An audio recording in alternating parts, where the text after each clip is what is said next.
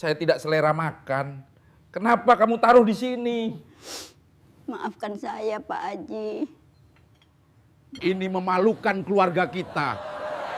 Masuk ke sana dan pikirkan perbuatanmu.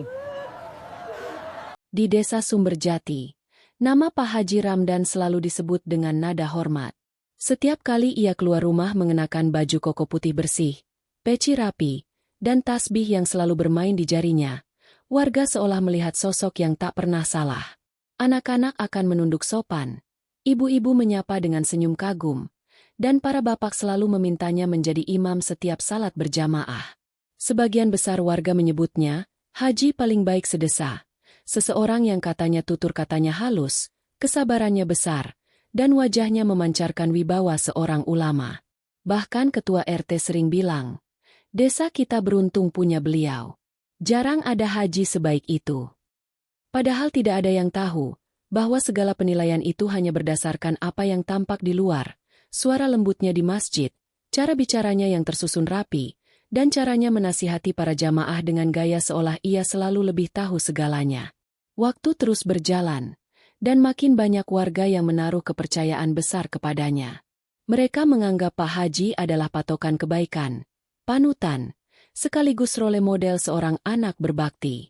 Tidak ada yang curiga, tidak ada yang berani menduga, bahwa di balik pintu rumahnya yang tertutup rapat, hidup seseorang yang justru menjadi saksi bisu dari wajah asli Pak Haji yang jauh berbeda. Tidak ada yang tahu bahwa semua kebaikan itu hanya topeng yang ia pakai setiap kali melangkah keluar rumah. Sementara begitu pintu tertutup, tidak ada lagi Haji Ramdan yang lembut. Yang ada hanya seorang pria yang ketus, keras, dan penuh kemarahan pada orang yang paling seharusnya ia hormati, ibunya sendiri. Di balik dinding rumah Pak Haji yang tampak tenang dari luar, tinggal seorang wanita tua bernama Makyah, ibunya sendiri. Tubuhnya sudah membungkuk, jalannya pelan, dan suaranya nyaris seperti bisikan karena terlalu sering batuk.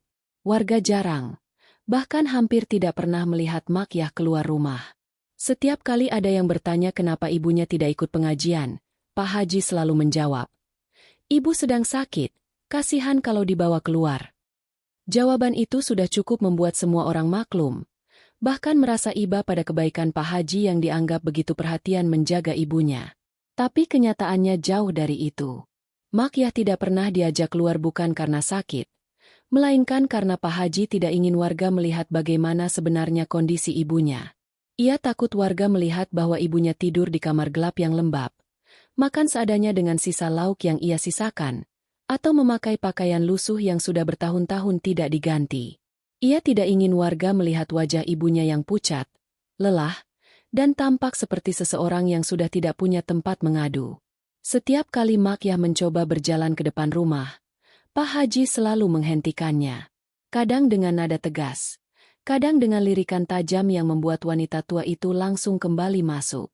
Tidak ada yang tahu bahwa Makyah sering duduk sendirian di kursi kayu dekat jendela yang hampir tidak pernah dibuka. Ia melihat dunia luar lewat celah kecil, mengamati warga yang lewat, mendengarkan suara anak-anak bermain, dan berharap suatu hari ada yang mengetuk pintu dan menanyakan kabarnya. Tapi tidak ada yang datang. Semua percaya ucapan Pak Haji bahwa ibunya hanya butuh istirahat. Semua percaya karena citra Pak Haji terlalu kuat. Dan semakin Pak Haji dipuji di luar rumah, semakin dalam Makyah terkubur di balik pintu. Tidak ada yang menyangka bahwa sosok yang mereka hormati itu justru membiarkan ibunya hidup dalam kesepian paling sunyi. Tidak ada yang menduga bahwa peran anak berbakti yang ia banggakan hanyalah ilusi yang ia buat sendiri demi mempertahankan wajah baiknya di depan jamaah. Begitu pintu rumah tertutup, seluruh kelembutan yang selalu dibanggakan warga langsung lenyap dari wajah Pak Haji. Nada suaranya berubah, tatapannya mengeras, dan langkahnya terdengar berat seperti orang yang membawa beban kemarahan setiap hari. "Mak, itu gelas kenapa belum dicuci?" bentaknya sambil melempar sorotan tajam ke arah ibunya. Makyah yang sedang duduk bersandar di dipan tua langsung gemetar, mencoba berdiri dengan tangan yang bergetar. "Ibu, tadi mau cuci, Nak, tapi ibu pusing sedikit," jawabnya lirih. Bukannya membantu, Pak Haji malah menghela napas panjang, memutar bola mata, seolah malu memiliki ibu yang lemah. Alasan terus. Sudah tahu rumah harus bersih. Kalau ibu nggak bisa kerja, bilang. Jangan bikin rumah berantakan. Serunya. Padahal gelas itu hanya satu. Hanya satu gelas bekas minum air hangat. Tapi bagi Pak Haji, hal kecil seperti itu cukup untuk memicu kemarahannya. Mak Yah menunduk, berjalan perlahan ke dapur sambil menyeret langkah. Tangannya gemetar ketika meraih gelas itu, seperti seseorang yang sudah tidak punya tenaga tersisa. Namun Pak Haji tidak peduli. Ia tidak melihat ibunya sebagai orang tua yang harus dirawat. Ia melihatnya sebagai beban yang membuat citra dirinya sebagai ulama sempurna, tampak retak. Saat di luar rumah ia diperlakukan seperti malaikat. Di dalam rumah justru ibunya menjadi sasaran emosinya. Suara bentakannya sering terdengar sampai dapur. Kenapa nasi gosong? Kenapa kamu jalan lambat banget? Kok rumah bau minyak? Kamu kalau masak itu harus bersih. Mak Yah hanya diam. Ia tidak pernah membalas meski hatinya hancur. Ia hanya mengusap pipinya yang mulai dipenuhi garis air mata. Selama bertahun-tahun ia hidup seperti itu. Dicintai orang satu kampung, tapi tidak dicintai satu-satunya anak yang ia lahirkan. Tidak ada yang tahu bahwa setiap malam, ketika Pak Haji tidur di kamar luasnya, Mak Yah meringkuk di ruang belakang rumah dengan lantai dingin. Tidak ada yang tahu bahwa setiap pagi sebelum subuh, Mak Yah sudah bangun, memaksa tubuhnya yang lemah menyiapkan sarapan agar anaknya bisa keluar rumah dengan tampak sempurna. Tidak ada yang tahu bahwa ibunya sering batuk darah, tapi takut meminta bantuan karena setiap keluhan selalu dianggap alasan orang tua manja. Dan yang paling menyakitkan, tidak ada yang tahu bahwa setiap kali warga memuji Pak Haji sebagai anak yang paling berbakti, Mak Yah hanya menunduk dan tersenyum hambar untuk menyembunyikan luka yang tidak bisa ia ceritakan kepada siapapun. Di luar rumah, Pak Haji adalah pahlawan. Di dalam rumah, ia adalah seseorang yang ibunya sendiri takutkan. Dunia luar dipenuhi pujian. Dunia dalam dipenuhi air mata. Belum ada satupun warga yang melihat wajah asli itu. Belum ada satupun yang tahu bahwa topeng yang ia pakai sudah retak. Tinggal menunggu waktu sampai semuanya runtuh. Suatu sore, ketika matahari mulai turun dan suara burung-burung pulang ke sarang, Bu Aisyah, tetangga yang rumahnya tepat di sebelah, mendengar sesuatu yang tak biasa. Dari balik jendela bambu rumahnya, terdengar suara pecahan piring jatuh disertai bentakan keras dari rumah Pak Haji. Suaranya jelas, lantang, dan penuh kemarahan. "Mak, saya bilang jangan sentuh pircing itu. Kenapa bantah?" Diikuti suara lirih seorang wanita tua yang memohon. "Maaf, Nak, Ibu lupa." Tangan ibu gemeter. Dan setelah itu, sunyi. Sunyi yang aneh. Sunyi yang gelap. Sunyi yang membuat bulu kuduk berdiri. Bu Aisyah menahan napas. Ia sudah tinggal di sebelah rumah Pak Haji selama belasan tahun. Tapi baru kali ini ia mendengar suara sekeras itu. Masa ia Pak Haji marahin ibunya? Pikirnya. Nggak mungkin. Beliau kan lembut. Namun rasa penasaran mulai mengganggu pikirannya. Jadi malam itu ia mengintip sedikit dari celah pagar, berharap melihat sesuatu. Tapi rumah Pak Haji tampak normal seperti biasa. Lampu teras menyala lembut, sandal berjejer rapi, dan suara ngaji kecil terdengar dari dalam. Seolah tidak ada apa-apa tadi. Esok harinya, Bu Aisyah mencoba mendekati rumah itu. Ia mengetuk pelan. "Assalamualaikum, Bu." Berharap bisa melihat Mak Yah. Tidak ada jawaban. "Assalamualaikum." Tetap tidak ada suara. Pada saat itu, suara langkah Pak Haji terdengar dari dalam. Ia membuka pintu dengan senyum lebar seperti biasa. "Waalaikumsalam, Bu Aisyah. Ada perlu apa?" Nadanya ramah. Ramah yang terlalu manis. "Ini, Haji. Saya mau nengok ibunya. Udah lama nggak kelihatan." Pak Haji tersenyum kecil. "Aduh, ibu lagi istirahat. Badannya kurang enak. Saya yang rawat sendiri kok." Bu Aisyah mengangguk, tapi hatinya terasa tidak tenang. Ada sesuatu yang aneh dari cara Pak Haji menjawab. Senyumnya tidak sampai ke mata. Napasnya sedikit terburu-buru. Dan ketika ia menoleh ke dalam rumah, Bu Aisyah sempat melihat bayangan seorang wanita tua duduk membungkuk di pojokan, lalu tiba-tiba menghilang ke belakang pintu. Sejak hari itu, Bu Aisyah mulai memperhatikan rumah Pak Haji lebih sering. Setiap malam, ia mendengar suara seperti seseorang merintih pelan. Kadang suara benda jatuh. Kadang ada suara seorang wanita memanggil perlahan. Nak, nak. Namun setiap kali Bu Aisyah ingin memastikan, Pak Haji selalu keluar lebih dulu, menutup pintu sambil pura-pura merapikan pecinya, seolah ingin memastikan tidak ada yang melihat bagian dalam rumahnya. Beberapa tetangga lain juga mulai curiga. Kenapa tidak pernah ada yang melihat ibunya keluar rumah? Kenapa Pak Haji tak pernah membawa ibunya ke pengobatan? Kenapa setiap ditanya, jawabannya selalu sama. Sedang istirahat. Tapi karena status Pak Haji terlalu dihormati, tidak ada yang berani bertanya lebih jauh. Tidak ada yang berani menduga bahwa apa yang mereka dengar diam-diam itu adalah suara dari seorang ibu yang sedang berjuang menahan sakit. Bukan sakit fisik saja, tapi sakit dari perlakuan anaknya sendiri. Benih kecurigaan mulai tumbuh di hati warga. Tapi baru sedikit. Belum cukup kuat untuk menggoyahkan wajah Pak Haji yang selama ini dianggap sempurna. Mereka belum tahu kalau apa yang mereka dengar baru 1% dari apa yang terjadi di dalam rumah itu. Topeng yang selama ini Pak Haji pakai memang tebal. Tapi setiap malam, topeng itu mulai retak. Dan perlahan-lahan retakan itu terlihat oleh orang-orang yang tak sengaja mendengar kebenaran dari balik dinding. Pagi itu, masjid desa penuh sesak. Warga dari berbagai penjuru sudah duduk rapi. Bahkan beberapa datang lebih awal hanya agar bisa duduk dekat dengan Pak Haji Ramdan. Hari itu adalah jadwal rutin pengajiannya. Dan seperti biasa, suasananya hangat. Aroma karpet baru, suara kipas angin yang berputar pelan, dan lantunan ayat suci yang dibacakan Pak Haji membuat semua orang merasa tenang.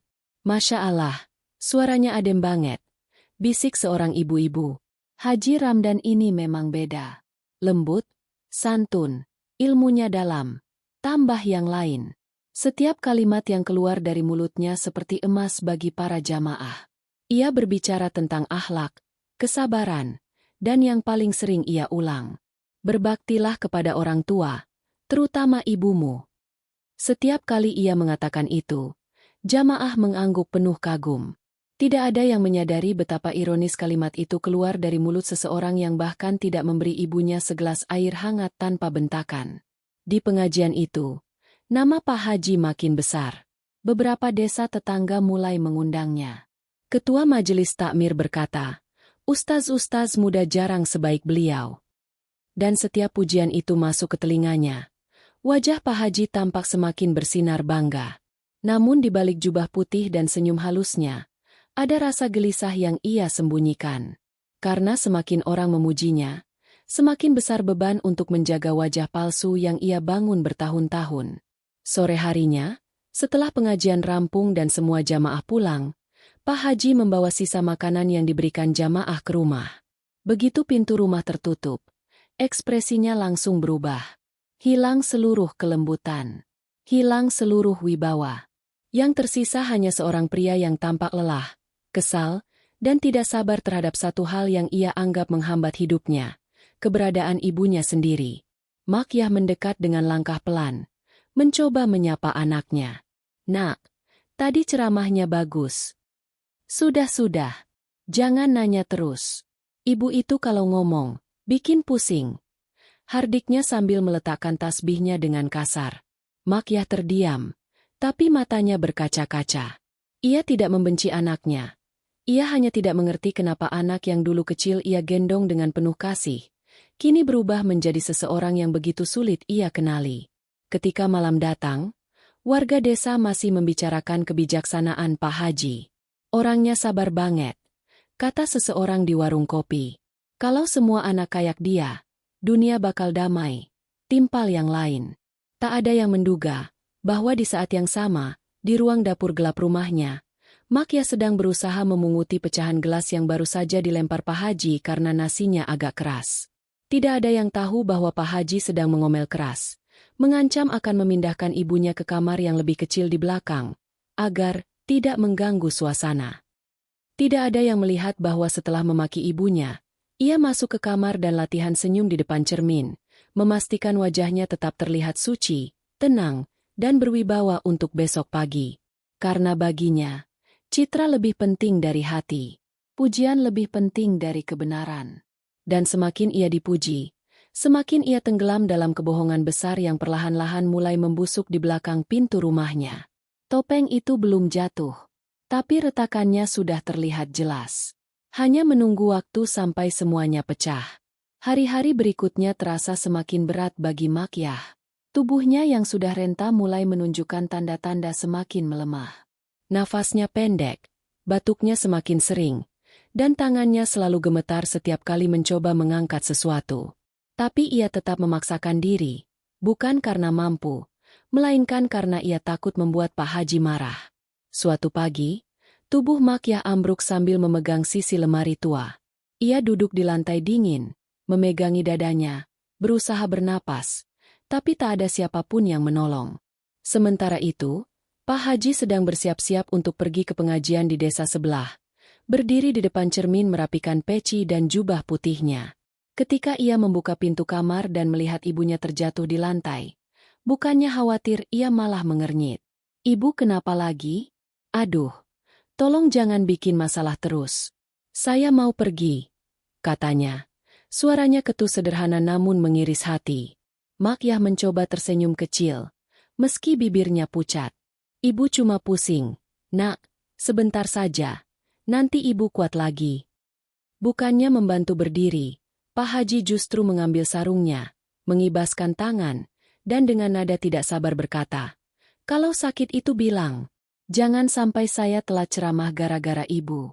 Sudahlah, bangun pelan-pelan." Lalu ia pergi.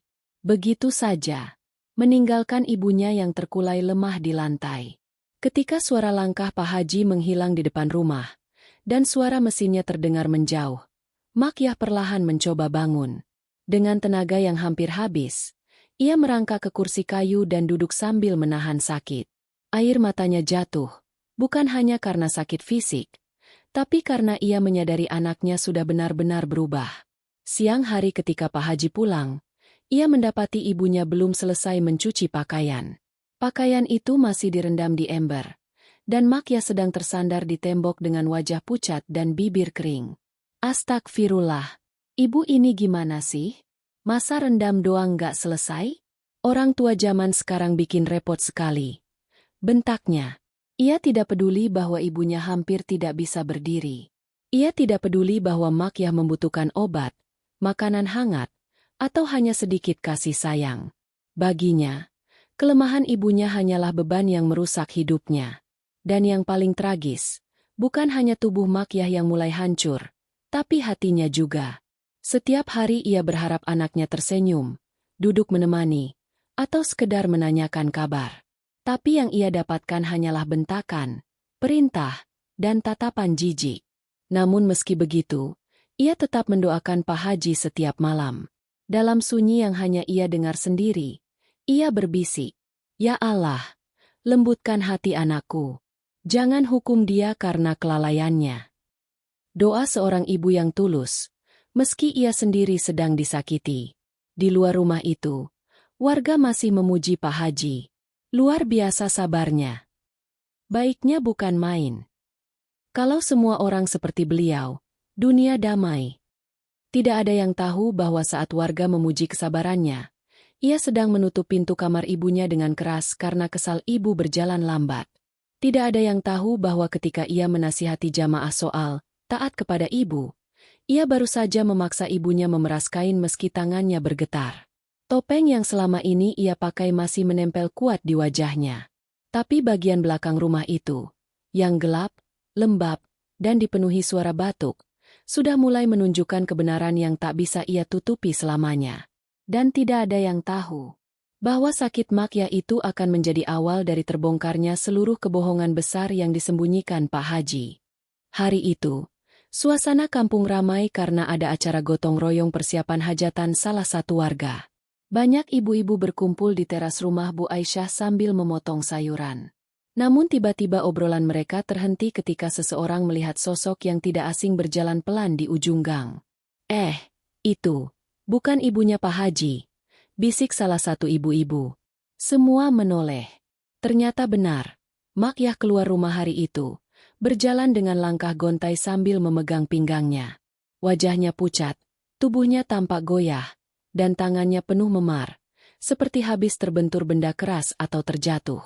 Ibu-ibu langsung panik mendekatinya. Bu, Buyah, astagfirullah, kenapa tangan ibu begini? Bu sakit. Bu, sini duduk dulu, jangan berdiri lama-lama. Makyah tersenyum lemah, mencoba menyembunyikan rasa sakitnya. Ini, cuma jatuh kecil, Bu. Ibu memang sudah tua. Badan gampang memar. Tapi salah satu ibu melihat hal yang lebih mencurigakan. Ada bekas kemerahan di lengannya yang bentuknya tidak seperti memar biasa. Seperti terlalu sering mengangkat sesuatu yang berat. Atau terlalu banyak melakukan pekerjaan rumah. Buyah, ini bekas apa? Ibu kerja yang berat-berat ya? Tanya Bu Sari khawatir. Makyah terdiam. Matanya bergetar kecil. Ia ingin menjawab. Tapi kata-kata terasa sulit keluar. Ia tidak bisa membicarakan apapun tentang anaknya. Tidak bisa membuka mulut. Tidak berani. Karena ia tahu konsekuensinya. Saat itu, suara langkah berat terdengar dari belakang rumah. Pak Haji tiba-tiba muncul dengan wajah kaku. "Ma, kenapa keluar? Kan saya sudah bilang istirahat di rumah." Suaranya tegas, datar, tapi mata yang melihat itu tahu bahwa di balik nada itu ada tekanan dan kemarahan yang ia tahan. Ibu-ibu langsung menunduk. Mereka tidak ingin membuat situasi tegang. Tapi mereka tidak bisa melupakan wajah ketakutan Makyah ketika Pak Haji berdiri di belakangnya. Pak Haji memegang lengan ibunya. Terlalu keras untuk ukuran wanita setua itu. "Ayo pulang. Jangan bikin diri capek," katanya sambil menariknya perlahan. Tetapi semua melihat jelas. Makyah tidak menolak, tapi tubuhnya seperti mengecil ketakutan. Setelah keduanya masuk rumah, ibu-ibu hanya bisa saling pandang. "Buyah kok kayak takut gitu ya?" Tangan memar semua. Apa dia kerja sendirian di rumah? Pak Haji kan sibuk ceramah. Mungkin ibunya nggak ada yang rawat. Dan dari obrolan kecil itu, mulai tumbuh benih kecurigaan. Kecil saja. Halus saja. Tapi cukup untuk membuat warga mulai mempertanyakan apa yang sebenarnya terjadi di dalam rumah Pak Haji selama ini. Karena hari itu, untuk pertama kalinya warga melihat dengan mata kepala sendiri bahwa kondisi ibunya tidak seindah cerita yang selalu Pak Haji ulang. Untuk pertama kalinya, warga sadar. Mungkin, ada sesuatu yang disembunyikan. Topeng belum hancur. Tapi retakannya kini terlihat jelas oleh semua orang yang hadir di situ. Hari itu, masjid sedang direnovasi kecil-kecilan. Seorang santri muda bernama Fikri sedang memperbaiki speaker dan mic untuk persiapan pengajian malam. Ia meletakkan ponselnya di dekat pengeras suara, tanpa sengaja menyalakan fitur rekam audio karena tombol mic tertekan saat ia mengutak-atik kabel. Fikri tidak sadar. Ia hanya fokus pada kabel yang menyala mati, memastikan suaranya jernih. Sementara itu, dari rumah Pak Haji yang tidak terlalu jauh dari masjid, suara-suara samar mulai masuk ke speaker karena kabel terbuka menangkap suara dari arah yang tidak semestinya. Awalnya hanya terdengar bisikan. Lalu suara langkah. Kemudian, bruk. Suara benda jatuh terdengar jelas. Fikri mengernyit. Apa itu? Ia mendekat ke speaker. Suaranya semakin jelas. Lalu tiba-tiba, terdengar suara bentakan keras. Suara yang sangat familiar. Suara yang biasa terdengar lembut di pengajian. Namun kali ini tidak ada kelembutan sedikit pun. "Ma, saya bilang berapa kali? Kenapa masakan bau gosong begitu?" Suara itu membuat Fikri terpaku. Ia kenal betul suara itu. Itu suara Pak Haji. Kemudian terdengar suara ibunya. Kecil dan bergetar. "Maaf, Nak. Ibu lupa. Ibu pusing tadi." Suara itu tidak terdengar seperti suara wanita yang sedang sakit istirahat. Suaranya seperti seseorang yang ketakutan untuk hidupnya. Tiba-tiba, plak, suara benda keras seperti sendok atau piring dilempar ke meja. Alasan lagi, ibu itu cuma bisa bikin repot. Ucapan itu membuat Fikri spontan menurunkan volume speaker. Tangannya gemetar. "Astagfirullah. Itu, beneran suara Pak Haji?" Gumamnya pelan. Namun apesnya, beberapa jamaah yang sedang lewat di halaman masjid sempat mendengar suara bentakan itu sebelum Fikri buru-buru mematikan sistem audio. Mereka saling pandang. Beberapa berhenti. Beberapa mengerutkan alis. Barusan itu, suaranya Haji Ramdan. Kok nadanya keras begitu? Itu, kayak bentak orang tua. Belum ada yang berani bersuara lantang. Belum ada yang berani menuduh. Tapi hari itu, rekaman singkat itu menjadi virus kecil yang menyebar perlahan di kepala para jamaah. Apalagi ketika Fikri pulang dengan wajah pucat. Ia terlihat menghindar dari tatapan siapapun. Beberapa orang mendekatinya, tapi ia hanya berkata, "Tadi ada suara nyangkut di speaker, suara dari rumah Pak Haji." Suasananya berubah. Dari yang tadinya tenang dan penuh hormat, menjadi bisik-bisik gelisah. Tidak ada yang berani bicara terang-terangan. Tapi ada satu hal yang pasti. Semakin banyak warga yang merasakan ada yang janggal. Dan meski rekaman itu hanya terdengar beberapa detik, cukup untuk membuat warga bertanya-tanya. Siapa sebenarnya Pak Haji Ramdan ketika tidak dilihat siapapun? Topeng itu masih menempel. Tapi kini seluruh desa mulai menyadari bahwa topeng itu sudah retak dari dalam. Setelah insiden rekaman suara yang tidak sengaja tersebar, kegelisahan warga semakin menjadi-jadi. Mereka tidak berani menuduh, tetapi rasa penasaran itu seperti bara kecil yang ditiup angin. Setiap bisik-bisik yang sebelumnya hanya sekedar desas-desus, kini berubah menjadi kekhawatiran nyata. Terutama Bu Aisyah dan Bu Sari, dua tetangga yang sudah sejak lama mencurigai ada sesuatu di rumah Pak Haji. Siang itu, setelah melihat Pak Haji pergi mengisi ceramah ke desa sebelah, Bu Sari menghampiri Bu Aisyah. "Bu, saya kok kepikiran terus ya wajah Buyah kemarin. Kasihan banget, kayak orang yang ketakutan." Ucapnya sambil membawa piring berisi bolu. Bu Aisyah mengangguk pelan. "Saya juga. Tadi pagi saya dengar batuk keras dari arah dapurnya. Batuknya dalam, bukan batuk orang sehat." Mereka saling pandang.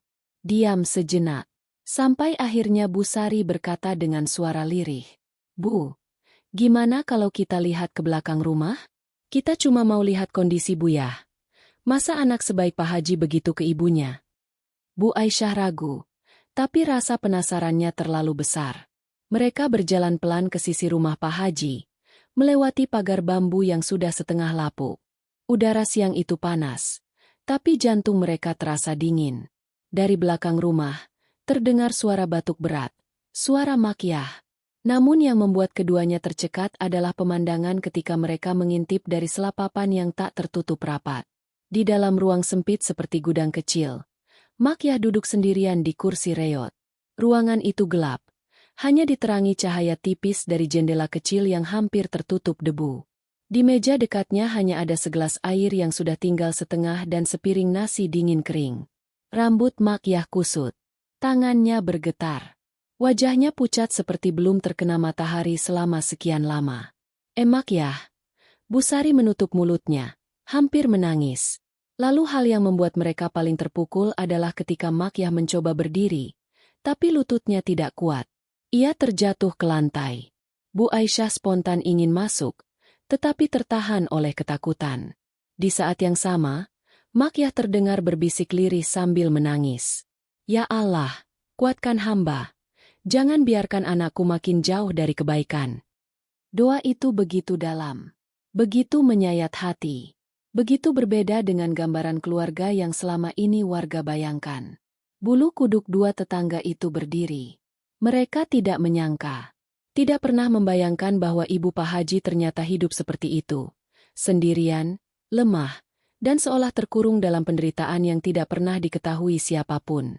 Bu Aisyah memegang lengan Bu Sari. "Saya sudah nggak sanggup lihat begini. Bu, kita harus bilang ke RT. Ini sudah kelewatan." Bu Sari masih gemetar. "Tapi, kalau kita salah gimana?" Bu Aisyah menggeleng tegas. "Kalau salah, nggak apa-apa. Tapi kalau benar, Buyah butuh bantuan." Dan hari itu, tanpa Pak Haji tahu, dua tetangga itu akhirnya pulang sambil membawa beban besar. Kebenaran yang tidak bisa lagi mereka diamkan. Mereka tidak tahu bahwa tindakan kecil itu akan menjadi titik awal runtuhnya seluruh topeng Pak Haji Ramdan. Sore itu, udara desa terasa lebih berat dari biasanya. Angin yang biasanya membawa aroma daun pisang kini seolah membawa kegelisahan seluruh warga. Dua tetangga, Bu Aisyah dan Bu Sari, akhirnya menemui Ketua RT, Pak Arwan. Dengan suara bergetar mereka menceritakan apa yang mereka lihat di belakang rumah Pak Haji. Pak Arwan terdiam lama. Wajahnya syok, tidak percaya. Pak Haji adalah orang yang ia ajak bicara setiap hari, seseorang yang ia anggap panutan. Sulit membayangkan bahwa pria yang setiap malam memberi ceramah tentang bakti kepada orang tua justru memperlakukan ibunya sendiri dengan buruk. Namun cerita itu terlalu detail, terlalu emosional, dan terlalu konsisten untuk dianggap rumor. Pak Arwan akhirnya berdiri. "Saya harus pastikan sendiri," katanya dengan suara tegas. Maka sore itu, dia, Bu Aisyah, dan Bu Sari berjalan menuju rumah Pak Haji. Saat mereka tiba, Pak Haji baru selesai wudhu dan hendak berangkat ke masjid. Ia tampak segar, jubah putih bersih, peci rapi, dan senyum halus di wajahnya. Namun ketika melihat tiga orang mendekat bersamaan, matanya menyipit sedikit. Ada rasa waspada yang ia sembunyikan di balik senyum tipisnya. "Assalamualaikum, Pak Haji," sapa RT. "Waalaikumsalam," jawab Pak Haji dengan senyum yang dipaksakan. "Ada apa ya, Pak RT?" RT mengambil napas panjang. "Haji, saya mau bicara baik-baik. Ini soal Ibu Haji." Wajah Pak Haji langsung kaku. Namun ia tetap mencoba tersenyum. "Ibu saya kenapa?" Bu Sari memberanikan diri maju setengah langkah. "Haji, kami tadi lihat Buyah di belakang rumah. Beliau kelihatan sangat lemah, dan tidak dirawat dengan baik." Sebelum kalimat itu selesai, Pak Haji langsung memotong. "Maaf, Bu Sari, itu urusan rumah tangga saya. Tolong jangan ikut campur." Nada suaranya dingin, tajam, jauh berbeda dari suara lembut yang biasa warga dengar di masjid. Hal itu membuat Bu Aisyah spontan mundur selangkah. RT kembali mencoba menengahi. "Haji, warga cuma khawatir. Ibumu itu orang tua. Kalau perlu bantuan, kami siap bantu." "Saya bilang jangan ikut campur." Nada Pak Haji meninggi. Untuk pertama kalinya, warga melihat wajah asli yang selama ini hanya ibu Pak Haji yang tahu. Mata marah, rahang tegang, dan sorot penuh iritasi. Tetangga yang lewat berhenti, bingung melihat perubahan sikap Pak Haji. Pak Arwan menatapnya dalam. "Kalau memang ibu sedang sakit, boleh kami lihat sebentar? Kami hanya ingin memastikan beliau baik-baik saja." Pak Haji menggeleng cepat, terlalu cepat untuk dianggap normal. "Tidak bisa. Ibu sedang istirahat. Saya tidak mau diganggu." Nada suaranya mulai bergetar, bukan karena sedih, melainkan karena takut rahasianya terbongkar. Ketegangan semakin meningkat. Warga mulai berkumpul dari kejauhan. Beberapa berbisik pelan. "Kenapa Pak Haji marah-marah? Biasanya lembut. Kok sekarang begini? Ada apa ini sebenarnya?" Melihat situasi makin ramai, Pak Haji berusaha menenangkan wajahnya.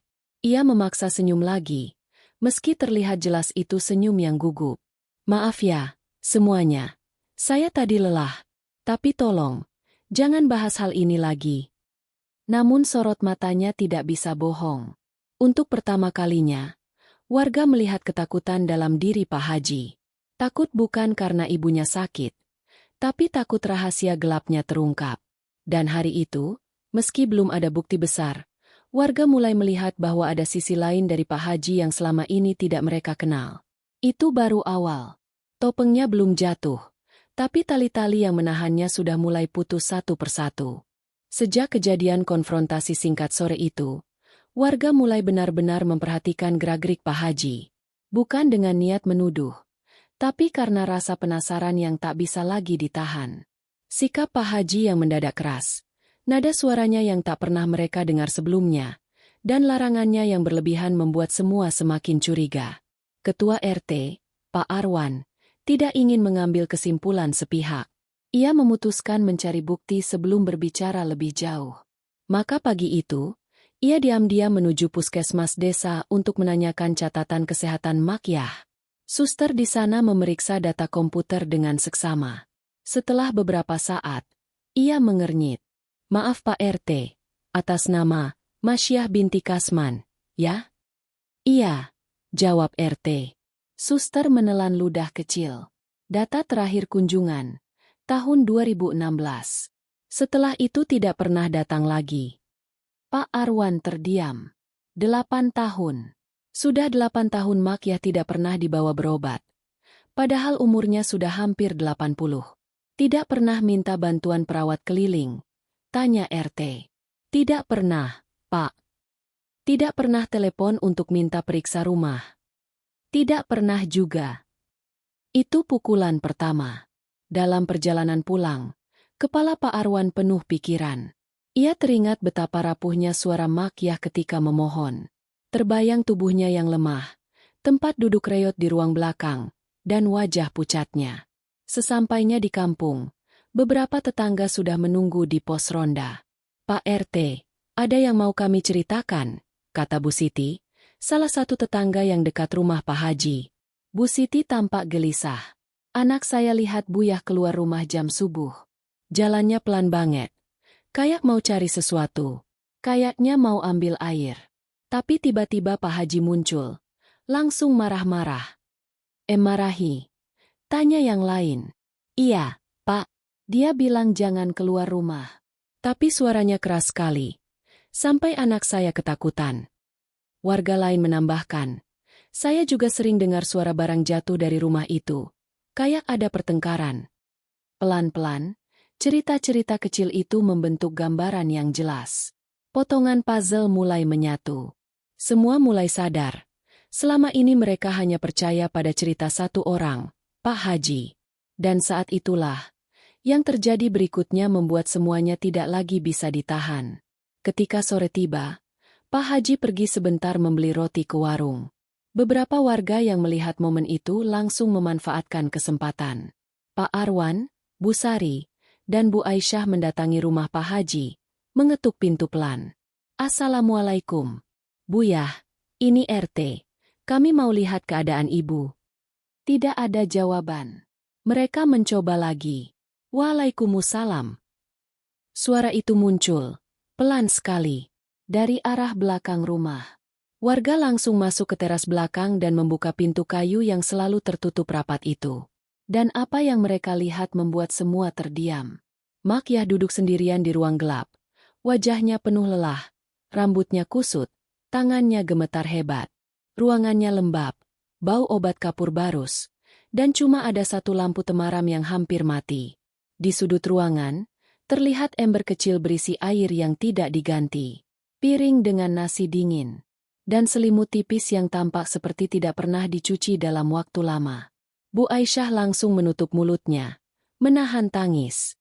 Bu Sari berbisik, "Ya Allah, ibu selama ini tinggal di sini." Makyah tersenyum kecil, senyum yang hancur. "Ibu, maafkan anak saya ya. Nah Haji itu sibuk. Ibu nggak mau ganggu." Warga tidak percaya apa yang mereka lihat. Sosok yang selama ini mereka kira dirawat dengan baik ternyata hidup di dalam tempat seperti itu. Dan yang paling menyakitkan, Makyah tetap membela anaknya yang memperlakukannya seperti beban. Pak RT menelan ludah. Suaranya pecah ketika berkata, "Ibu, mulai hari ini, kami nggak bisa diam lagi." Dan pada detik itu juga, seluruh topeng Pak Haji mulai runtuh. Tidak oleh fitnah, tidak oleh rumor, tapi oleh pemandangan yang tidak bisa dibantah oleh siapapun. Karena kebenaran itu akhirnya terlihat. Dan kebenaran itu jauh lebih gelap dari dugaan warga manapun. Sejak warga melihat langsung kondisi Makyah di ruang gelap belakang rumah, gosip bukan lagi gosip, melainkan kenyataan pahit yang tidak bisa dipungkiri. Meski begitu, warga masih berusaha menjaga situasi agar tidak meledak. Mereka menunggu waktu yang tepat untuk berbicara langsung pada Pak Haji. Namun Tuhan seakan tidak ingin menunda lebih lama. Pagi itu, desa dikejutkan oleh suara sesuatu jatuh sangat keras dari dalam rumah Pak Haji. "Bro, Tetangga dekat rumah langsung keluar. Pintu belakang rumah terbuka sedikit, seperti tidak tertutup benar. Bu Sari yang kebetulan lewat langsung memanggil. Pak Haji, Buyah, ada apa? Tidak ada jawaban. Bu Sari ragu sebentar, tapi naluri kuat membuatnya membuka pintu pelan-pelan. Betapa terkejutnya ia ketika melihat Makyah tergeletak di lantai. Tubuhnya miring ke samping, tangannya lemas. Wajahnya pucat seperti kehilangan kesadaran. Nasi yang tadi ia makan berserakan di lantai, gelas terbalik, dan kursi reot yang ia duduki sebelumnya terjatuh. Ya Allah! Pak RT! Warga!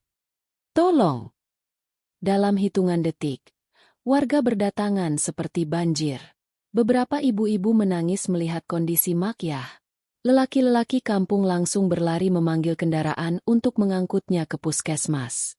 Ketika mereka mengangkat tubuhnya, terasa sekali betapa ringkihnya Makyah. Seolah tulangnya tidak punya kekuatan apapun. Bibirnya bergetar, dan air mata tipis jatuh di pelipisnya. Pak RT menahan napas. Ibu pingsan karena apa ini? Kurang gizi? Keletihan? Atau ia tidak sanggup melanjutkan? Tiba-tiba dari arah depan rumah terdengar suara orang berlari panik. Pak Haji pulang tergesa-gesa. Ketika melihat kerumunan warga di luar rumahnya, wajahnya pucat. Ada apa ini? Warga menatapnya dengan tatapan yang tidak seperti biasanya. Tidak ada hormat, tidak ada kagum, tidak ada senyum. Yang ada hanyalah tatapan dingin, tegang, dan penuh pertanyaan. Pak Haji mendekat, melihat ibunya sedang diangkat warga. Ibu kenapa? Kenapa kalian sentuh ibu saya tanpa izin? Hardiknya. Pak RT langsung menatap tajam. Pertama kalinya menunjukkan wibawa penuh. Haji, cukup. Ibumu tidak sehat. Kami temukan beliau pingsan di lantai, sendirian, tanpa pengawasan. Kami tidak bisa diam lagi. Pak Haji hampir kehilangan kata. Ia mencoba mempertahankan wibawa.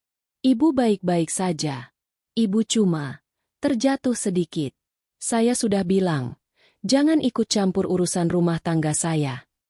Namun Bu Aisyah tidak tahan lagi. Haji, kami semua lihat. Kami lihat sendiri kondisi ibu.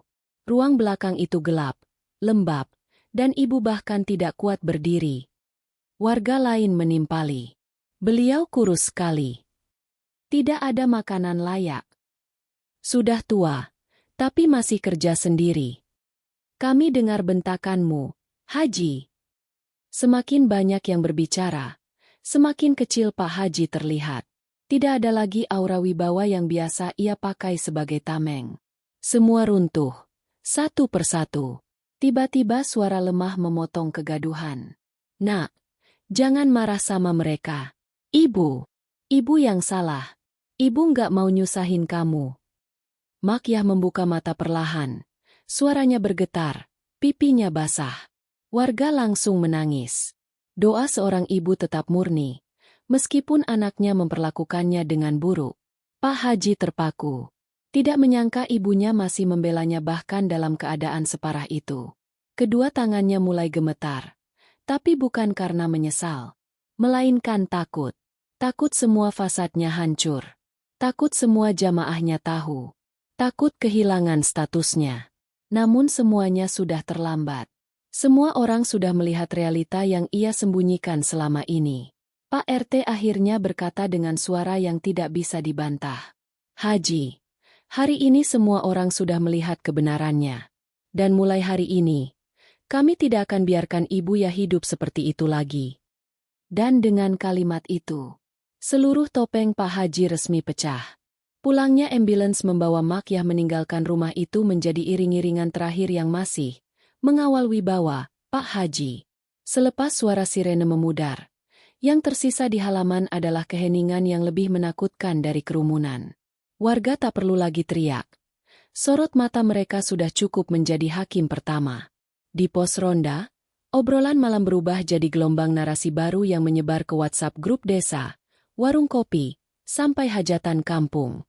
Kalimat yang dulu sering mereka agungkan. Anak yang paling berbakti adalah yang memuliakan ibunya. kini berbalik jadi pisau penilaian. Pak Haji mencoba tetap datang ke masjid untuk sholat maghrib berjamaah. Ia melangkah pelan, sorban putih bertumpuk rapi di kepalanya. Wajahnya disetel datar tanpa emosi, seolah siap tampil, penuh karomah, lagi. Namun yang terjadi justru pukulan psikologis paling pedih. Tempat imam kosong. Karpet sajadah yang biasa ia pimpin masih ada. Tapi jamaah tidak. Tidak ada bapak-bapak, tidak ada santri, tidak ada ibu-ibu doa, bahkan tidak ada anak kecil yang berlari. Hanya satu marbot yang menunduk hormat karena jabatan, bukan karena kepercayaan. Ada apa ini? Gumamnya. Ia menoleh ke kiri kanan berharap ada minimal 5-6 orang seperti biasa. Nil. Yang datang hanya angin yang meniup ujung sorbannya. Untuk pertama kalinya ia sadar, ia kehilangan bukan pujian, tapi keseluruhan audiensi kehidupannya sendiri. Tekanan mental itu perlahan berubah jadi internal azab paling berat. Tanpa darah, tanpa senjata, tanpa adegan sadis, tapi jauh lebih greget.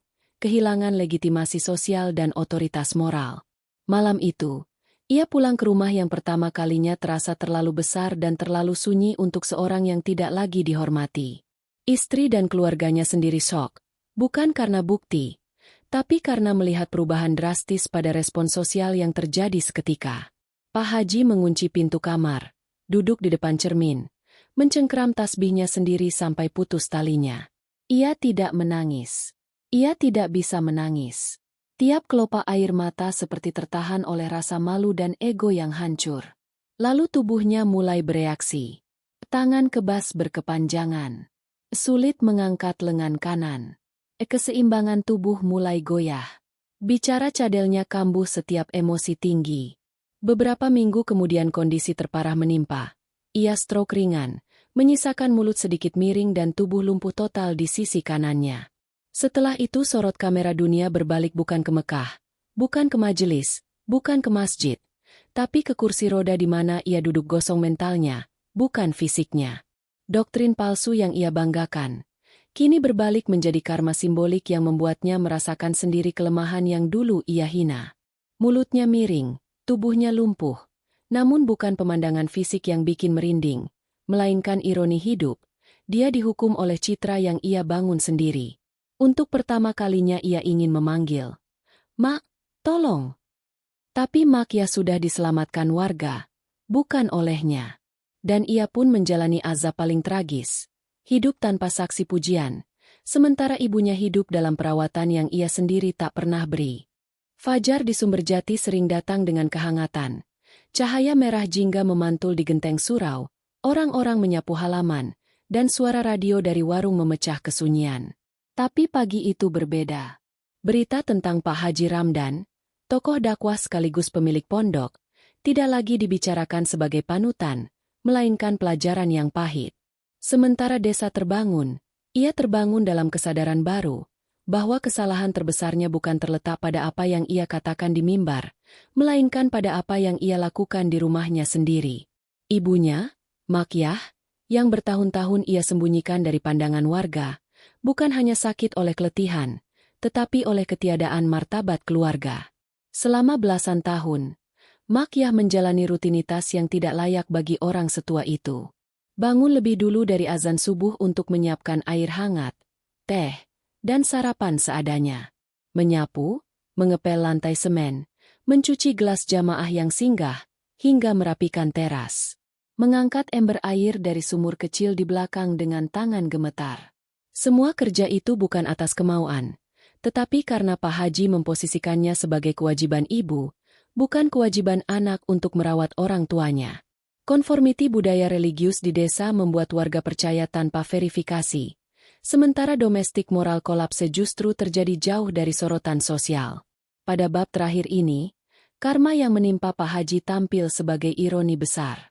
Setelah polisi dan warga menyelamatkan sang ibu, ia mencoba menapak kembali ke masjid. Ia berharap minimal ada satu mulai dari santri yang menyapanya dengan "Haji". Namun tidak ada suara. Pengajian kosong. Tidak ada undangan. Tidak ada tepuk tangan doa. Dan ketika ia mencoba bicara di majelis kecil desa sebelah untuk menjelaskan, kata-kata itu tidak keluar seperti dulu lagi. mulutnya serak dan miring, tubuhnya tak lagi stabil. Ia didiagnosis puskesmas mengalami stroke progresif akibat tekanan darah yang tak terkontrol dan stres mental berat. Tidak ada yang bisa ia salahkan. Tidak ada teknologi, jin, atau fitnah yang memukul dirinya. Yang memukulnya adalah citra moral yang ia bangun sendiri dan kewajiban bakti yang ia gandakan di lisan namun ia nolkan di praktik. Malam sebelum klimaks penutup, ia duduk di kursi roda kayunya sendiri, menatap gudang yang dulu menjadi ruang persembunyian ibunya. Ruangan itu kini bersih, terbuka, dan berbau ket baru, bukan karena ia merawatnya, tapi karena gotong royong warga. Dalam keheningan itu, ia meraih buku farmakologi tua miliknya sendiri dan menemukan catatan yang dulu ia coret-coret sendiri. Jadwal makan, tidur, dan rawat ibu, jadwal yang tak pernah ia jalankan.